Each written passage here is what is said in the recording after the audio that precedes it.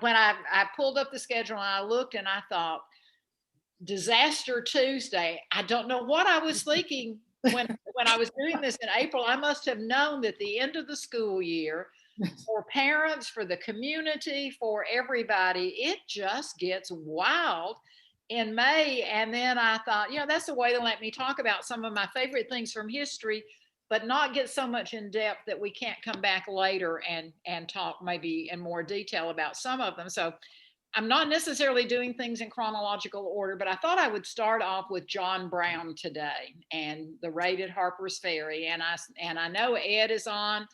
He may want to jump in and help some, but I think I have been intrigued since a young girl with John Brown because I saw that striking mural that is in the Kansas State House of John Brown with the rifle in one hand, the Bible in the other hand, and he has this look on his face of either a religious zealot or a madman. And it can probably be up for debate, but I think I've always been so susceptible to those kinds of images. And that one for me is just huge and it's so striking. So I can remember as a young girl wanting to know more about who was this John Brown and what was he doing. And then, of course, you can't grow up in the South without at least wallowing on a regular basis in the American Civil War. I think I've told this story before, but my son-in-law, who's from New York City, after coming to the South, said, "You people really like to talk about the Civil War, don't you?" And I said, "It's not that we're not glad the Union survived. It's just it was local history for us. That's a little different." Than maybe if you're in somewhere like a New York City where there certainly were local implications, but not quite the number of battles that we have. So let's start off with John Brown. Love to talk about John Brown. And, it's October of 1859 when John Brown gathers together a group of a small army, is how he describes them, of about 18 men. And they decide that they are going to attack the arsenal, the federal arsenal that is at Harpers Ferry, Virginia at that point. Later it will be West Virginia. But they're going to attack the armory, the arsenal, and in using what they are able to secure from that attack on the armory, they're going to incite a slave revolt in Virginia. Now, John Brown considered himself to be a modern day prophet, and that part of the reason that he had been born and why he had been given what most people agreed was a strong voice and a strong pulpit presence was that he had this ability to motivate others to join him. Obviously, he has 18 men with him when they launched the attack. He assumed that the attack would go very, very swiftly. They would take the arsenal, and then the slave revolt would occur, and this would be the beginning of the end of slavery in the South. This would be sort of the launching point, and from this slave revolt, then slavery would begin to topple everywhere across the nation. Now, what's really interesting is he comes into it, and we know from looking at his notes and listening later to interviews with him prior to his demise and some of those who were with him, he came in with no rations, no escape plan, because he didn't think escape was going to be necessary.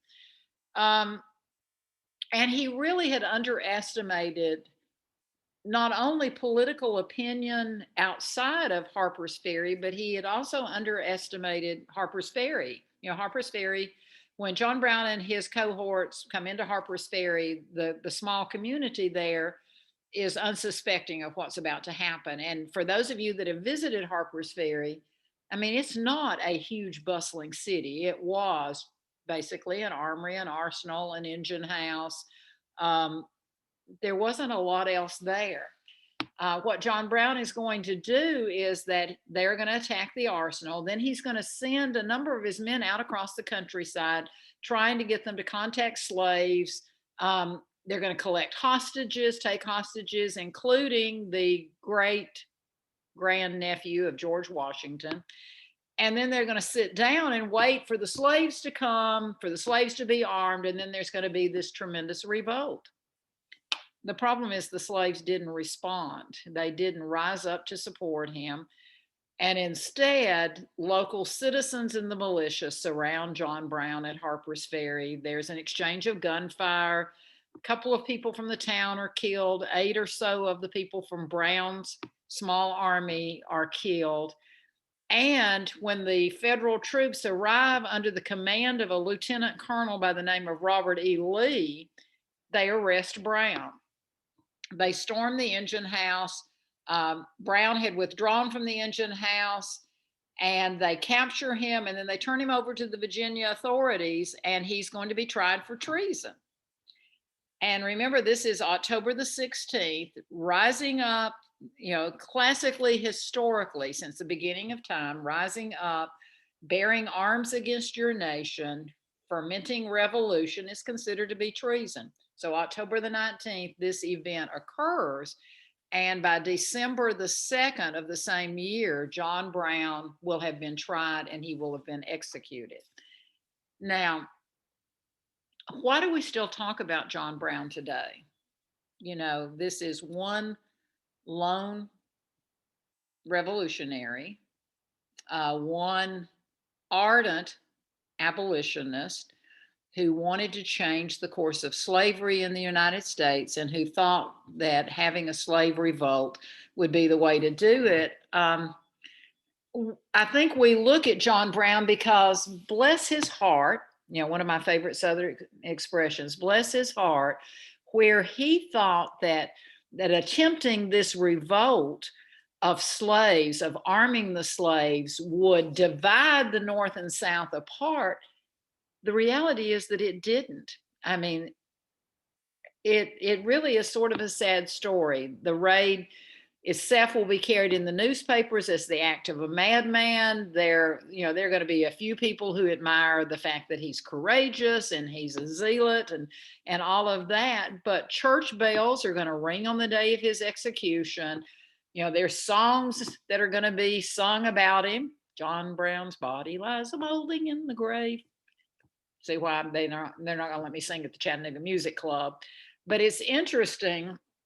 He does become a martyr in the eyes of some, like Ralph Waldo Emerson. Emerson has a line in a poem where he says, "The gallows are as glorious as the cross," meaning that John Brown has climbed up on a cross. He has sacrificed himself.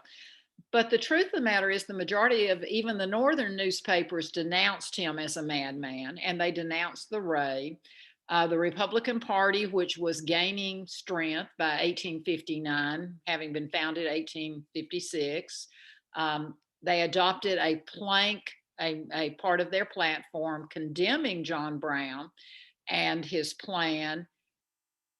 The truth of the matter is that's not what the South saw. What's interesting is, so the North is, for the most part, is repulsed by what John Brown has done, as the South will be, but the South isn't as aware of that outcry of madness about John Brown. Instead, Southerners are shocked and outraged.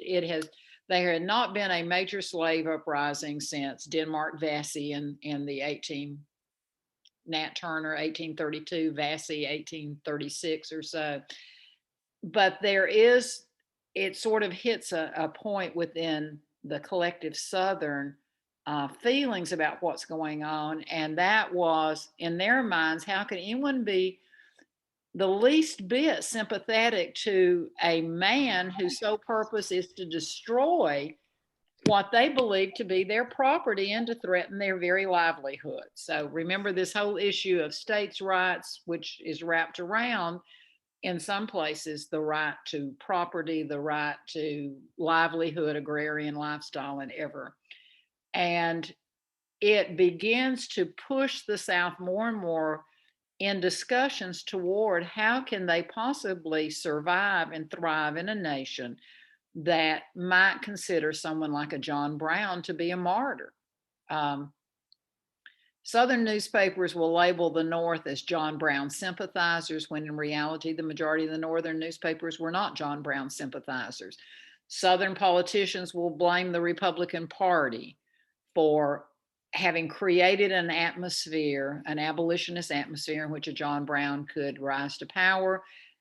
And of course, that's not true. The Republican Party had taken a plank in their platform against John Brown. But by 1859, no one was interested in having their feelings and their thoughts and their intuitions impacted by fact.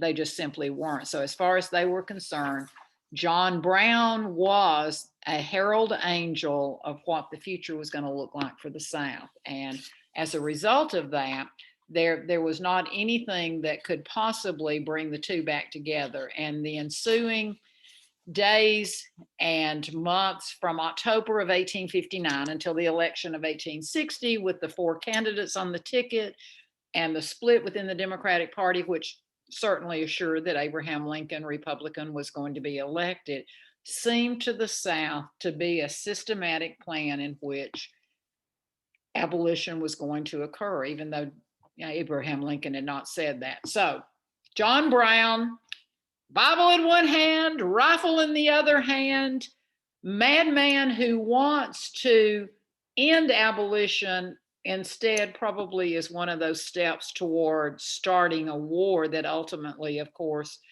will end up with the freeing of the slaves, but not until we have seen the greatest loss of blood in the history of this nation.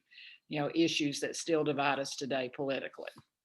So, topic number one. Topic number two. I feel like I should jump into singing "We Didn't Start the Fire." Is there anyone old enough to remember that? Because Dien Bien Pugh is in "We Didn't Start the Fire." I used to make my girls take every single instant in the song and do the history of it, because it was sort of a fun activity. And, they would go, "Dien Bien Pugh, what is Dien Bien Pugh?" And of course, for those of us that are old enough to know what Dien Bien Pugh is, which is only about half of the folks that are listening, or that actually and I'm not old enough to remember when it occurred, but I understand a little bit of the significance. We have to talk about Dien Bien Pugh if we talk about the United States involvement in South Vietnam. So, the Battle of Dien Bien Pugh, we go back to 1954, about simultaneously the same time the Geneva Accords are being signed, and the Geneva Accords are actually in "We Didn't Start the Fire" also. And sort of from a quick historical standpoint, the French, who had been occupying Southeast Asia for decades and decades and decades. In fact, it's one of the interesting points in history that one of the delegates at the Peace of Paris talks in 1919, ending the Great War, was a young European educated attorney by the name of Ho Chi Minh, who was there advocating for self-determination for the people of his homeland, of Vietnam, which had been under French domination since the second great wave of colonial empire, second great wave of colonization. And there is a cryptic note in the records from the Peace of Paris, 1819, in which Clemenceau, the premier of France, is quite dismissive, in fact, does not allow Ho Chi Minh to be a part of the actual conversations about self-determination. We may allow some self-determination in Europe, but we're not going to talk about it in Southeast Asia.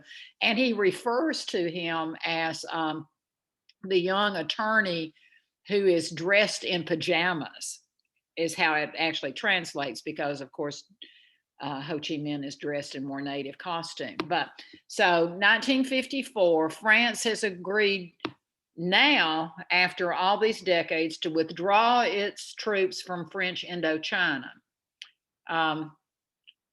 Interestingly, the idea being that Vietnam would be divided to the 17th parallel, with that the area in the north to be given control of by the Democratic Republic of Vietnam, which means Communist Republic of Vietnam under Ho Chi Minh, who by this point is no longer a young attorney, but is an aging statesman.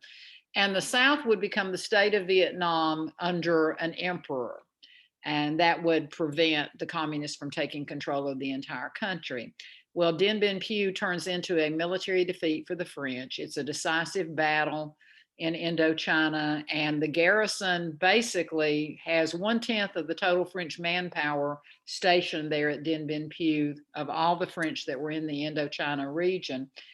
And its defeat, the defeat of the French army at Dien Bien Phu, hastens the French departure from Southeast Asia, and it weakens, I'm trying to think of how to say this politically correctly.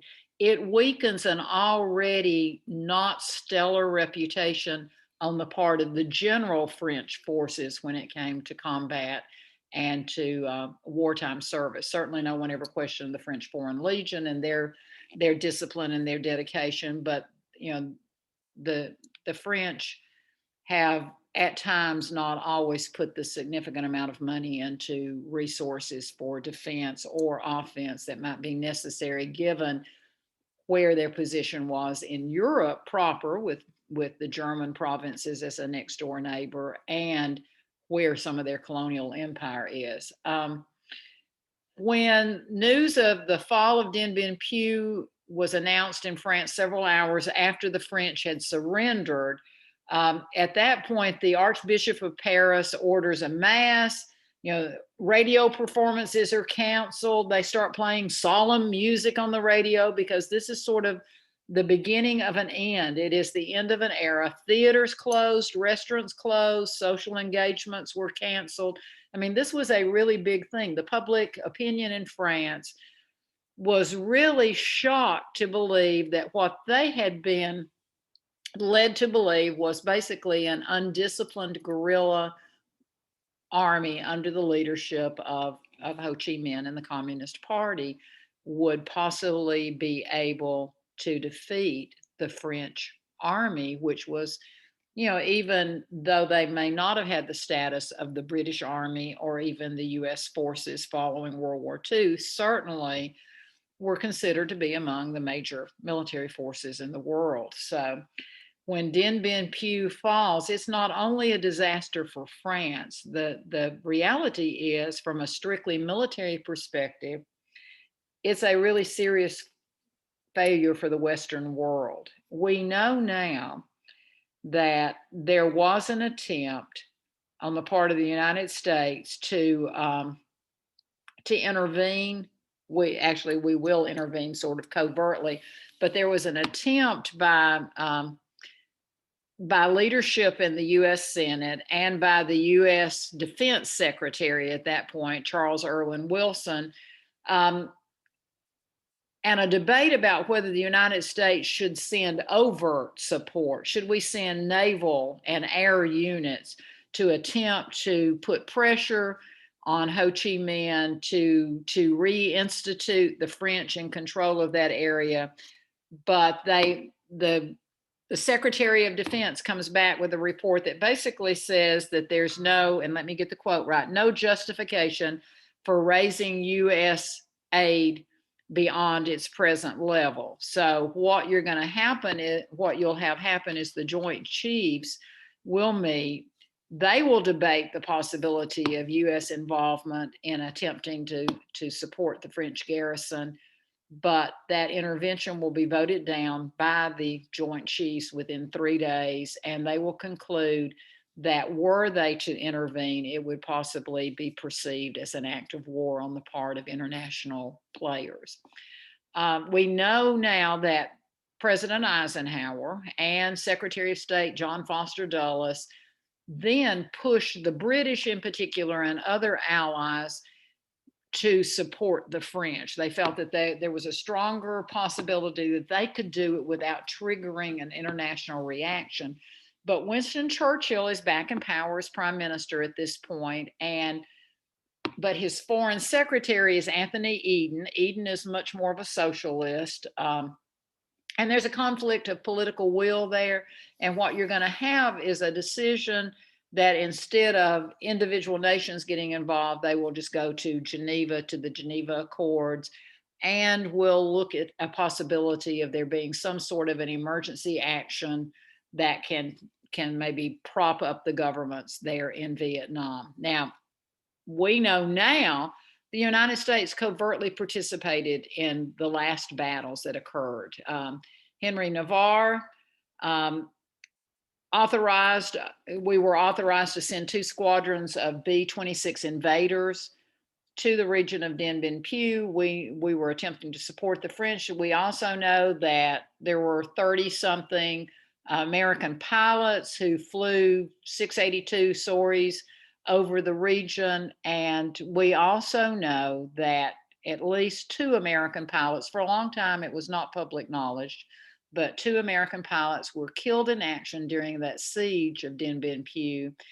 And it was not until 2005, under the George W. Bush presidency, that the French government came back, and there were still 7 of those pilots who were alive, who were given the French Legion of Honor for their attempt to stop what in effect became almost a massacre of French forces at Dien Bien Phu.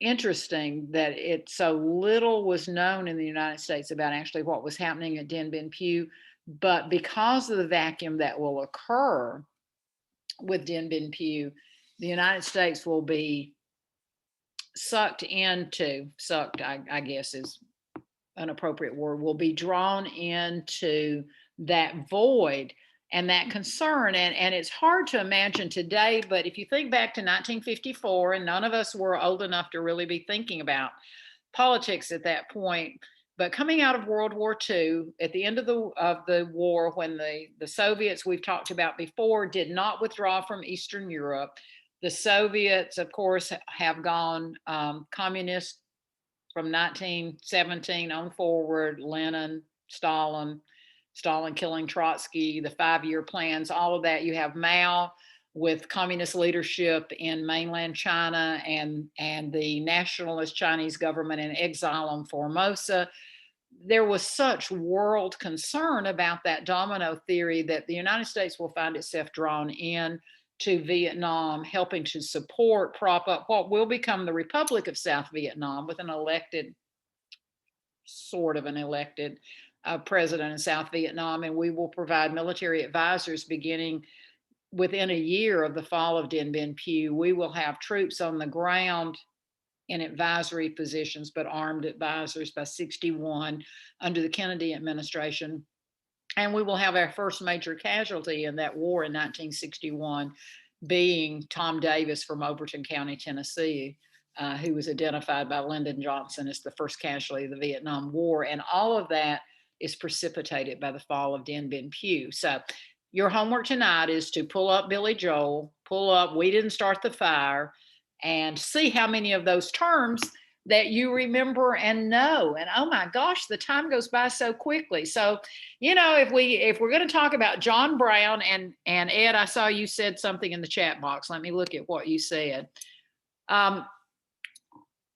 Amen. And it is record. We know now, Frederick Douglass will later write his autobiography, may have written his autobiography actually by that time, but will write later that John Brown actually tried to recruit him. And we suspect several other prominent abolitionist leaders, William Lloyd Garrison and others. And I love the word demurred. You're exactly right. He was kind of like, maybe not. Think we'll pass on that one. So we have John Brown, we have the fall of Dien Bien Phu.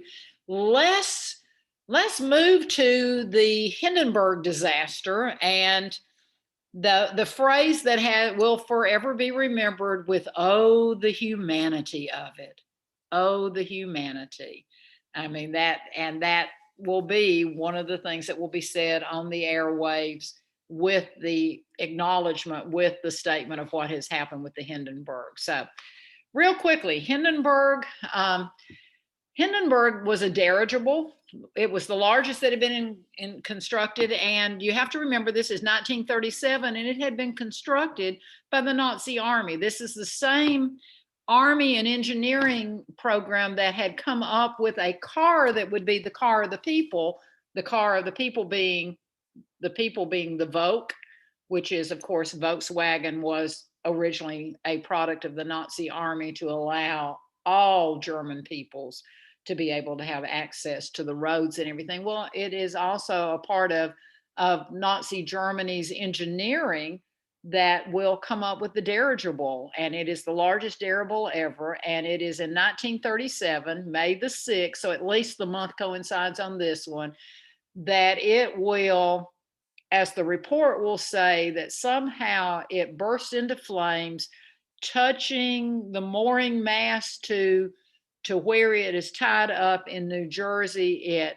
burst into flames. 36 passengers are killed, 36 passengers and crew members at that time. It's interesting if you think back about the history. The really first successful airships were in the 1850s, and they began with balloons, blimps, hydrogen, different kinds of gas, trying to use propellers. Could they become instruments of war? And we know that even in the American Civil War, balloons, observation balloons, sometimes were critical for being able to scope out where the enemy was.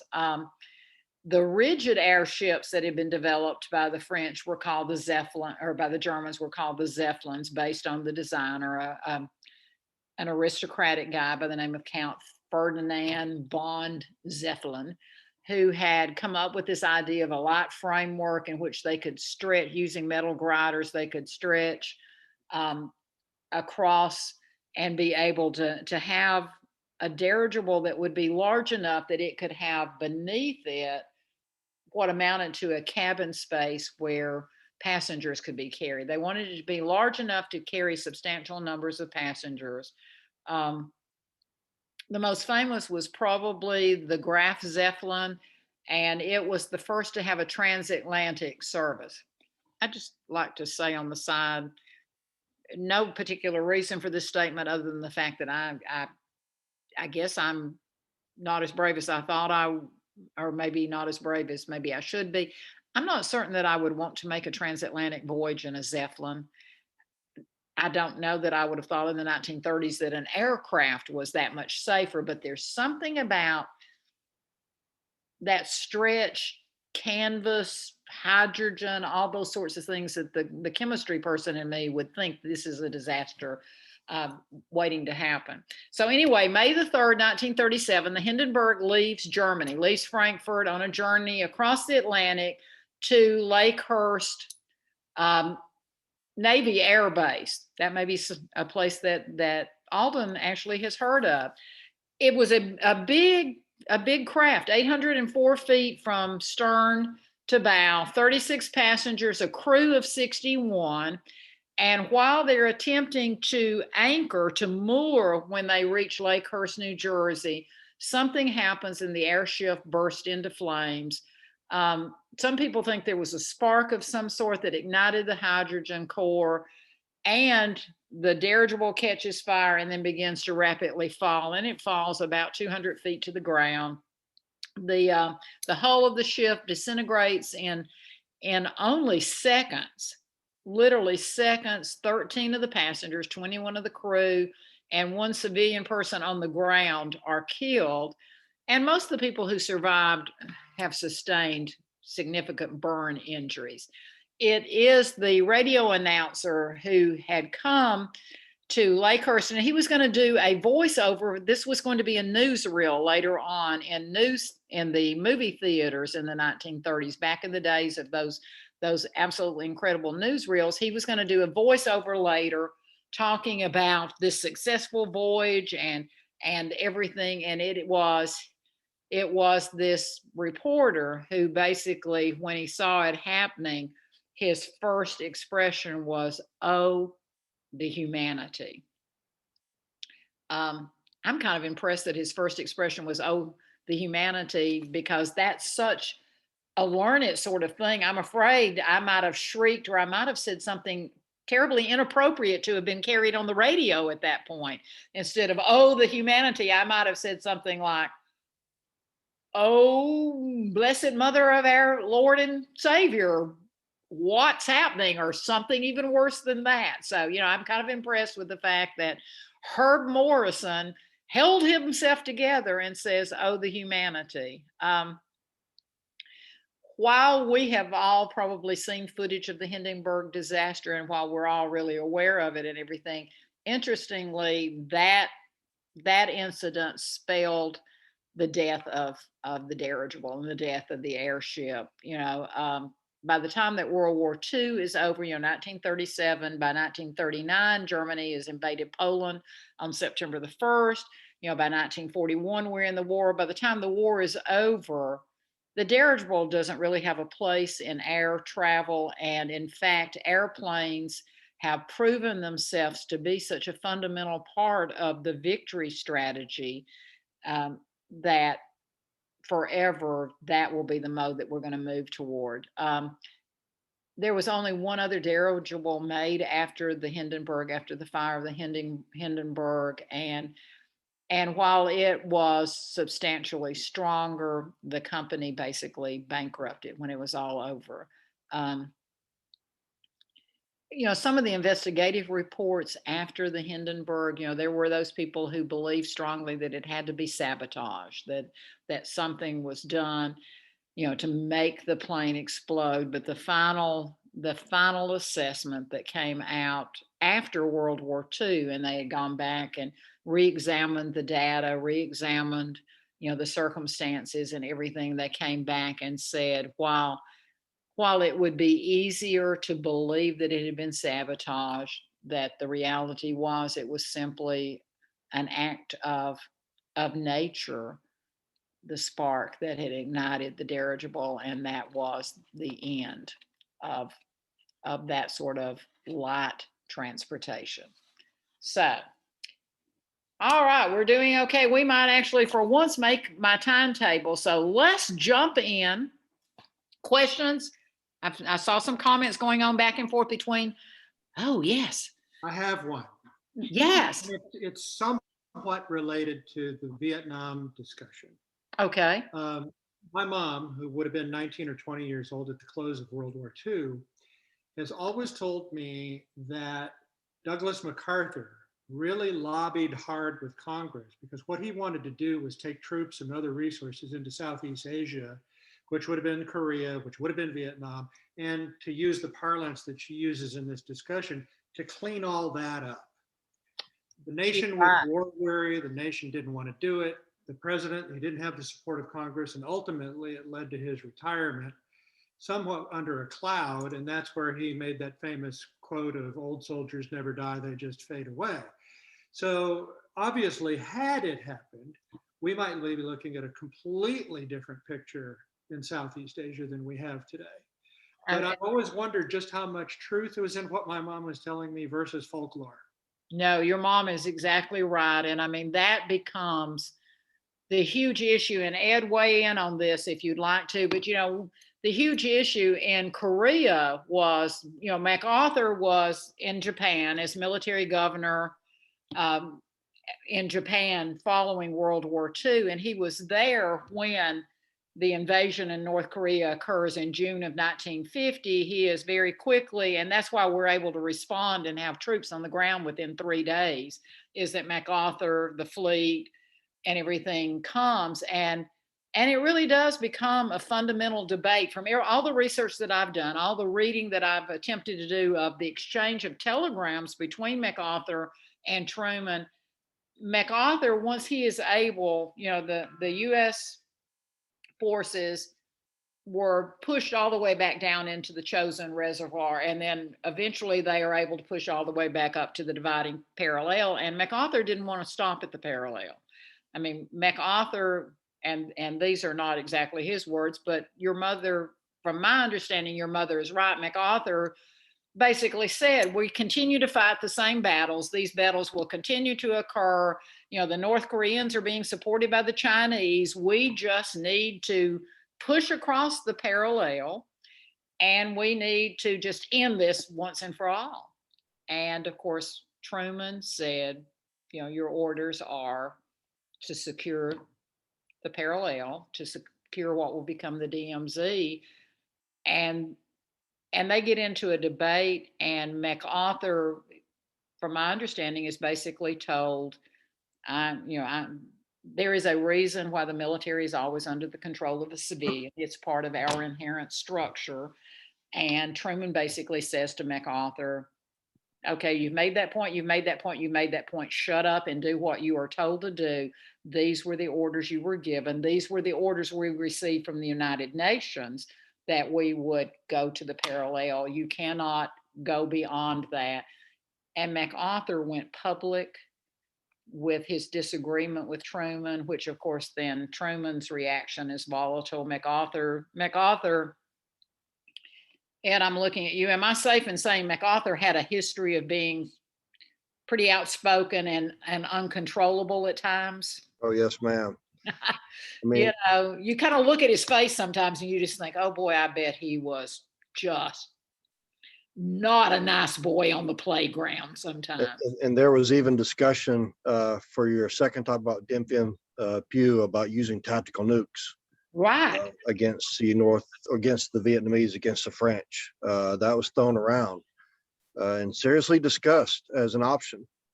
And I mean, you listen to those discussions, and I mean, MacArthur's notes, MacArthur's telegrams to Truman is not just we're going to go into North Korea, but we need to just take care of the Chinese communists while we're at it. Yeah. Let's just. Well, I think you also have to look at the broader context with George Kennan's, telegram and and all of his, containment policy that was really going into effect in the mid 1950s. And as you pointed out, I mean, that stretches into the Vietnam War, its influence, much to his chagrin that he said afterwards, he didn't mean for it to go that far as a military buildup. It kind of took his, telegram from Moscow out of context when he was asked to write it. But nevertheless, it did have an influence. Yeah, and I mean, you look at that point in history, and your mom's exactly right. I mean, it becomes, such when MacArthur goes public and begins to talk to the media, and he's talking to the generals who are under him. And you have to remember, MacArthur has an interesting place in history. He's one of only 2 father-son Medal of Honor recipient teams. His dad, Arthur MacArthur, received his Medal of Honor for an action that occurred here on Missionary Ridge in Chattanooga during the Civil War. MacArthur had spent his entire career in the military, which was a tradition within the MacArthur family. And MacArthur, there's a document that I've seen in which MacArthur, in very sort of subtle for MacArthur tones, basically says that he is offended that someone who had served in World War II and World War I, Harry Truman had, but basically had been a clerk, I think is the word MacArthur uses, that someone who had been a clerk would deem to tell the collective wisdom of the military leadership how the war should be fought. And of course, that's a classic fight in our entire history, is that balance between civil authority and military control in combat. And that was a big argument we heard in Vietnam. But when MacArthur goes public, when MacArthur is talking to his generals, Truman orders him to come home and brings him home and relieves him of his command. And Congress, who's not very happy with Truman because they don't like the way things are being waged, they invite MacArthur to come and address a joint session in Congress. They do not invite the president. And traditionally, the president does not go to the Capitol to a joint or single sessions of the House or the Senate without an invitation. It's part of our English common law background, the same way that the Queen can't go to Parliament unless she's invited. She actually has to knock, the president doesn't. But they invite MacArthur to a joint session of Congress. He addresses Congress. They give him a standing ovation.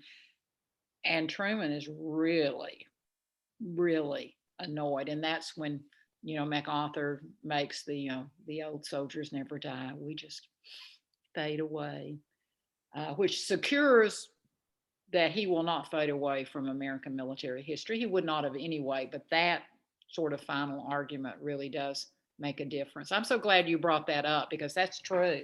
I mean, it's a showdown. There have been a few other times in history when there's been a showdown between presidents who wanted to direct military action and the military who did not want to be directed in their military action by civilians. Ed, tell me a good example. I mean, there've been Well, Grant or Lincoln sort of gave Grant his due when he would not come to Washington in 1864 during the raid where Lincoln was at Fort Stevenson.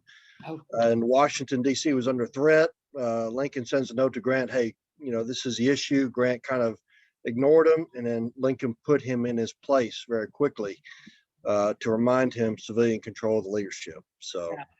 And I mean, that's been a classic argument forever, is who ultimately is control. And our government is set up so that the president from the Constitution in 1787, 89, and that whole writing is the president is the commander in chief, and the military is subordinate to the commander in chief. And there probably have been a lot of times in history when the military has looked at that president and said, not a lot of military experience. Of course, there was a period of time in our history where so often our presidents were distinguished military leaders and often heroes, because that was one way you gained such national visibility. That's, today that's not so true. The numbers in Congress of military veterans went up in the last election, but it is still nowhere near the height of what it was in the 1950s, the 1960s, and even into the 1970s, when so often you had men and in some cases women who had served in the military and understood the needs of the military. So yeah, that's kind of fascinating when you think about it. That was a wonderful, wonderful question. Lusitania, the last thing that we were going to talk about real quickly, and we can do it quickly, is the sinking of the Lusitania, because it's one of those historical mysteries. When the Lusitania was sunk, thinking of my conjugation, when the Lusitania was sunk, the United States was just incensed that this was a passenger liner, that because of German U-boats, that in 1915, the Lusitania is returning from New York to Liverpool. There are roughly 2,000 passengers aboard. And there had been reports of merchant ships being sunk by the Germans. This is World War I is going on in the European theater. The United States is not, we don't come in until April of 1917. And Woodrow Wilson has claimed he has made the statement in his re-election campaigns in 1915 and will say so even in 1916, that the United States is going to stay out of this European war and everything. But yet we were aware that the Germans were using naval vessels and sinking what they believed to be vessels that might possibly be carrying war supplies. When the Lusitania is sunk, there's sort of a setup that occurs. In fact, the captain of the Lusitania had been warned that there was a possibility that if he continued on the path that he had chosen, that there might be an attack. And he chose to sort of disregard those warnings, and the attack occurs. A torpedo strikes, it explodes midship, which was very dangerous. And then there's a heavier explosion that follows, and the Lusitania will begin to break apart in some areas, and then the mass of the ship will go down. About 1,200 people will die in that. And the U.S. government's initial response is this is an unarmed passenger ship that has been targeted by the German army, and this is a violation of the freedom to the use of international waters, and all those basic freedoms that have been around for hundreds of years at that point when you talk about navigable waters and such. What we know now is that the Lusitania in its hold was carrying a cargo of rifle ammunition and shells, about 173 tons worth, which it's hard for me to imagine how much that is, but it sounds pretty significant. 173 tons of munitions, basically. And that the Germans who had circulated the warning had really decided they were justified because those munitions were going to Britain, to Liverpool, and then they would be utilized by British forces in particular in fighting against the Germans. And so the Germans felt that they were justified, that while we were not a partner while we were not had not announced that we were a partner in the war, that we were in effect operating as an ally of the British in their fight against the Germans. And, there's some truth to that argument, because much as we did in 1939 until 41 with the Lend-Lease program, while we were not involved in World War II at that point, we certainly had become the stockpile of resources for the Allies in Europe. And in the Great War, it was a little more subtle. We were not quite as open with it. What we do know is that the ship sank quickly within about 20 minutes from the time that it is fired upon and it is shot. It is hit by the torpedo. It's going to sink with that amount of death, and it becomes the front page story. And it will be one of those deciding points. That the Zimmerman telegraph, a number of other things will come together and will push Woodrow Wilson's actions. Wilson, who himself really was more of a pacifist, not particularly interested in going to war, realized that by the time he is reelected in 1916 and takes office again in 1917, that he has very little choice. The war has certainly formed in such a way that is tyranny versus freedom. And of course, his slogan will become, we have to make the world safe for democracy. The music, all the things that become a part of the Great War will be a part of that story of the Yanks going to Europe to help make the world safe for democracy. But the Lusitania sinking with that many people aboard and their lives being taken, and the American public not being aware of the fact that there were munitions in the hull of the ship, certainly helps push the nation toward that decision to take action against Germany once again. And Germany had fought against France 1870, Franco-Prussian War. There had been this series of wars. Then we get into the Great War. Then we're going to see again by 1939, we're back at war with Germany. So, there certainly is a building up in the 19 teens of animosity toward the Germans and toward, so much so that so many of the German Americans will anglicize their names so that it's not so readily noticeable that they are of German descent. Same sort of thing happens in World War II. Side note, Adolf had been one of the most popular boys' names from about 1890 up through the 1930s. It disappears as a boy's name after, of course, what happens with World War II. So it's kind of interesting when you look at those sorts of cultural history coming out of something. So the sinking of the Lusitania, again, one of those headlines, I think probably all of us have seen the newspaper that says Lusitania sunk, and you see this drawing, because that's what they did then, that shows the ship uprighted and sliding down into the waters. So 4 disasters, or at least 4 difficult moments in our history that certainly lead to future action. So, I'm excited. And look at that. We're at 5:23. We have a couple of moments that we can talk if we want to, or we can just blow kisses and get ready for next week. So purchase our mask. For those who haven't read Dead Wake by Eric Larson, it is a wonderful book about this last crossing of the Lusitania.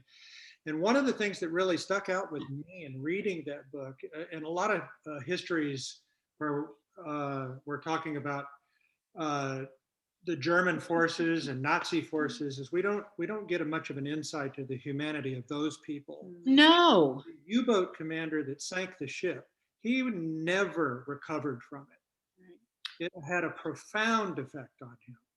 And And And that there's a, Winston Churchill too. and apparently the Brits knew this sinking could occur, but they really couldn't, as I recall reading in the book, couldn't say much about it because it would have given away too much of what they knew. And that's so true. Yeah.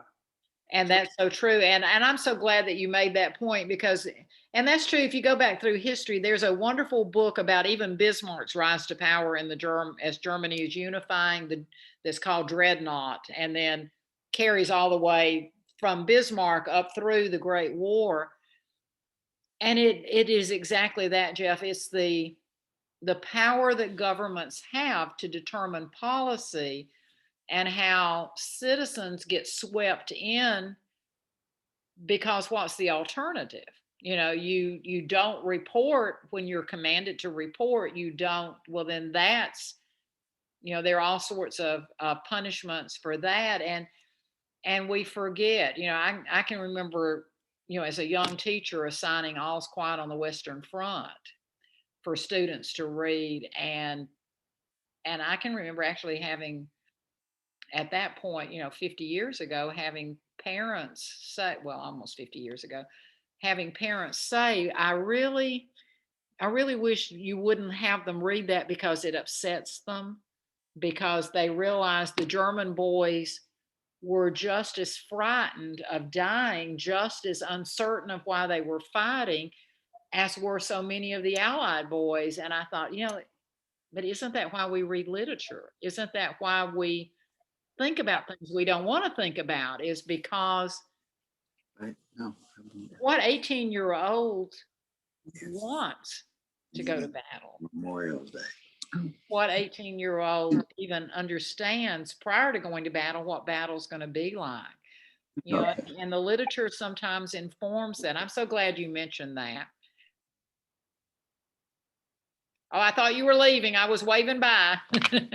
But, there's so many good books out there. Dead Wake is good. Dreadnought is good. I mean, I can't tell you enough to just go to the library. I don't know when they'll be able to do this. I start saying just wander up and down the stacks someday soon. Do that now. You can do that now. Yay! I used to laugh when I was teaching, and I loved our librarian, but I would go in and she'd say, what can I help you find? And I'd go, I don't know. I just want to walk the stacks and something will grab me and say, here I am, take me home with you. And that's how you find great books. It's just wonderful. I love the fact that you all have books that you're recommending. Dead Wake, you need to grab that one and read it. And I guess we'll be back next Tuesday. I was actually going to say, I did not know a thing about John Brown, which is kind of a shame because I necessarily wasn't, but public school, whatever, I don't know. Well, not only that, but there's just not enough time. The history keeps expanding and the time doesn't. So teachers jettisons things. Yeah, but it wasn't until last summer when the Showtime came out with the miniseries based on the novel Good Lord Bird. And somebody I know, my mom actually, she said, Christina, you got to get your hands on somebody's Showtime login and watch this because I think you're going to love it. And I loved it so much. I read the book.